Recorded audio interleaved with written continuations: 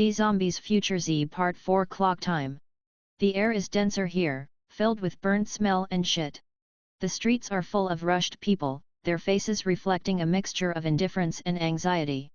Buildings, they hold the energy of those who inhabit them. It is a vibrant and at the same time uncomfortable past, as if it had a taste of ashes. The sounds are also different. The noise of the engines, the whispering of conversations, the crumbling of the tires on the asphalt. Every noise is a piece of the puzzle. A window opens and closes with every step we take. But the most intriguing thing is the feeling of being at a turning point. Here, in this distant past, decisions have not yet been made, the roads have yet to be broken. It's like we can influence the course of history, even though we know we shouldn't, because being in this different past is like being in a lucid, exciting and frightening dream at the same time, and it's an opportunity to unravel the mysteries of the ghoul origins.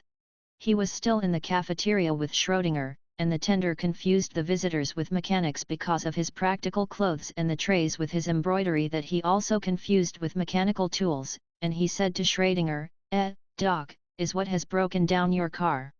Schrödinger looked up from his cup of coffee with more whiskey than coffee, surprised by the unexpected question of the tender. The man behind the counter had a thick beard and a fat spotted forehead. Their eyes scrutinized the visitors, evaluating their outfits and equipment. The cart. Schrödinger blinked, confused. No, I don't have a car. Why are you asking? The tender shrunk on his shoulders, as if the answer was obvious. Well, with those boots and those jackets full of pockets, they look mechanical. And that apparatus that the young man carries there, he pointed to Mental, it looks like a giant English key. Rafaela and Helen exchanged gazes, while Mental remained imperturbable, as always. Sean, for his part, tried to explain, we are not mechanics, buddy. We're researchers. We are here to talk to Dr. Schrödinger. The tender shook the whistle. Investigators, huh? Well, I don't know what kind of research you're doing, but if you need help with your car, I can take a look. I'm good with engines. Schrödinger smiled, intrigued. We don't have a car, but I appreciate the offer. We are here to learn about those strange creatures that have appeared in the city. The tender scratched his head. Hey? I don't know anything about that, but if you see them, tell them to go over here. Maybe I can fix them too. The four explorers exchanged gazes again and with Schrödinger. The cafeteria was full of murmuring and the aroma of the newly made coffee, but the smell of fried pork seemed strange to them and to some extent disgusting. How could they eat that burned fat? The human being is very plastic and adaptable. Schrödinger took a bite and looked at the tender. Thank you for the offer, buddy. But for now, we're just talking. The tender cried and went back to work, cleaning a cup with a dirty cloth. The answers are everywhere, you just have to know where to look, he murmured to himself. And so, in the middle of the dusty coffee shop full of strangers, the four continued their search. The ghoul phenomenon remained a riddle, but, with Schrödinger's help, they could discover the truth hidden in the folds of time. Schrödinger recorded a video before his disappearance. In that video, he revealed details about the ghoul phenomenon, its origin and its connection to the quantum paradox.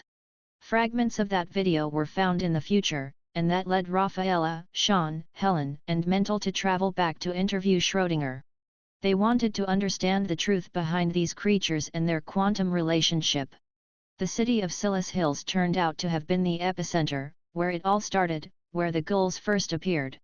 The four explorers are on their way to discover the key.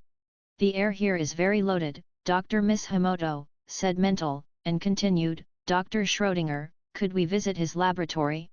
Schrödinger cried, hurried his fee of whiskey with coffee guard plus or the bottle in a pocket and paid his bill while the visitors looked at the tickets with dismay and the tender looked at Rafaela and Helen's splendid bodies.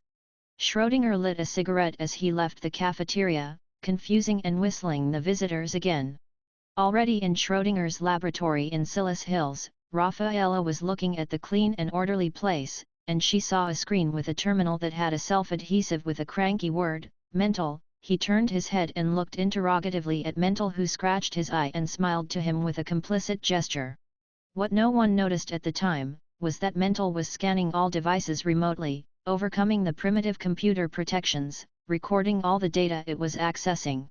Schrödinger addressing mainly to Sean, Miss Himoto and Mental, he ended up relating one of his first speculations around the overlapping of states and the classic example of the cat dead and alive at the same time, but that somehow he still did not reach to understand, found cases in the experiments, that did not end up collapsing its state of reality. There was the first tragedy, one of the technicians, addicted to drug use, suffered a heart attack, while the quantum condensator was in the process.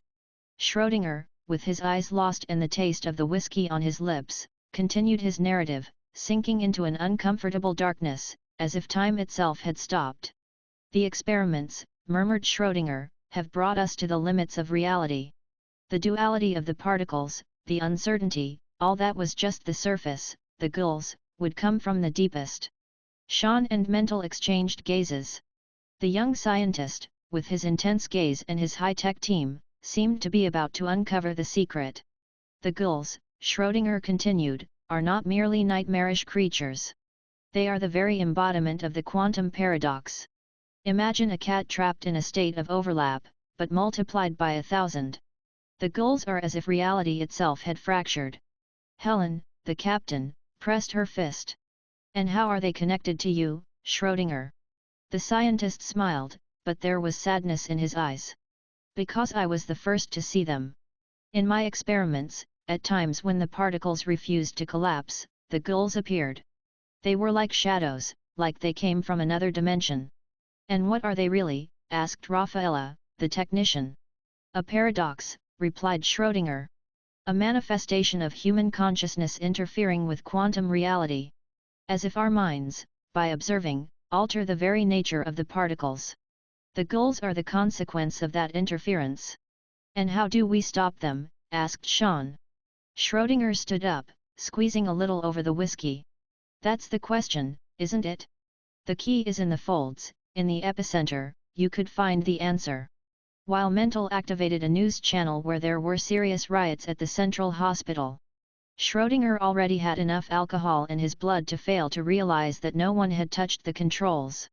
The night before, after the emergency ambulance had removed the technician, Schrödinger went to the cafeteria where they found him, finishing that story as he took out another bottle of whiskey and glasses from a furniture that he offered to the visitors and they rejected. Helen thought he would have liked a drink of coffee wine or a sorbet of carrot liqueur. Schrödinger clung to his glass, as if looking for answers in the bottom. And the next thing he did was connect a hard drive to the terminal, access a video recording and additional data, then he took his cell phone and called somebody, clarifying to the others, that he was trying to communicate with one of the main investors of the quantum project, but someone replied to him by the line that Mr. Vaughn was in a meeting and could not be interrupted. On the main screen, the news speaker had been replaced by distant images of the central hospital and public security vehicles. The word was heard, zombies.